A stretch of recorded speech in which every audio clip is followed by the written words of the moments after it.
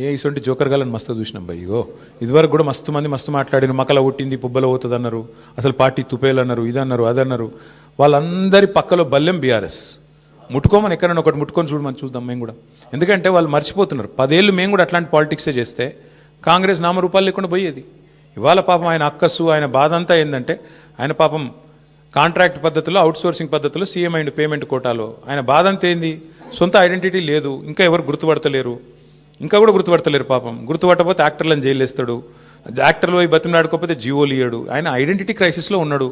ఆఖరికి ఏదో హార్వర్డ్ పోయి చదువుకుంటాడట, మరి చదువుకొని వచ్చి ఏం చెప్తాడో తెలియదు నాకు.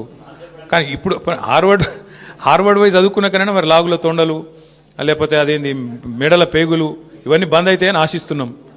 గుడ్లు వీకుడు ఇవన్నీ బంద్ అయితే మంచిది. ఆడపోయినాక కూడా మరి ఇప్పుడు ఇంగ్లీష్ వచ్చిన వాళ్ళని తిడతాడు, నాకు ఒకటి తెలియక అడుగుతా. ఇంగ్లీష్ వస్తే ఆయనకి ఏం బాధనో నాకు తెలియదు. కానీ చిన్నపిల్లలు కూడా ఇలా రేపు అందరు బళ్ళలో గవర్నమెంట్ బళ్ళలో కూడా మా అక్క నేతృత్వంలో మొత్తం ఇంగ్లీష్ పాఠశాలలు పెట్టినాం. అందరు ఇంగ్లీష్ నేర్చుకుంటారు. మరి ఈయన హార్వర్డ్ పోతాడు. ఈయన మరి అక్కడ వాళ్ళు ఏం చెప్తారు, ఈయన ఏం వింటాడు, ఈయనకి ఏం అర్థమవుతుంది, అర్థమైనాక మళ్ళీ బయటికి ఏం సర్టిఫికేట్ ఇస్తారు, ఏం మాట్లాడతాడు, మళ్ళీ వచ్చి మా భయం మాకుంది. అక్కడ మళ్ళీ ఇంగ్లీష్ అనగానే నన్ను మళ్ళీ వాళ్ళని తిడతాడేమో, అరే మీరు బాత్రూమ్ కడుక్కుంటూ తిడతాడేమో. ఇంకా అమెరికాలో ఎవరి బాత్రూమ్ వాడు కడుక్కుంటాడు, మరి ఆడ ప్రొఫెసర్ అయినా కూడా వాని బాత్రూమ్ వాడు కడుక్కోవాలి. కాబట్టి మరి ఈయన పోయి ఏం నేర్చుకుంటాడు, ఏమవుతుంది చూడాలి. మరి 30 తారీఖు నాడు నేనైతే అనుకుంటున్నా రేవంత్ రెడ్డి గారు కొత్త మనిషి వస్తాడేమో. ఆ కొత్త మనిషి ఏమైనా కొత్త మాటలు ఏమైనా చెప్తాడా, మళ్ళీ గదే చెత్త మాటలు చెప్తాడా చూద్దాం. Thank you. జై తెలంగాణ.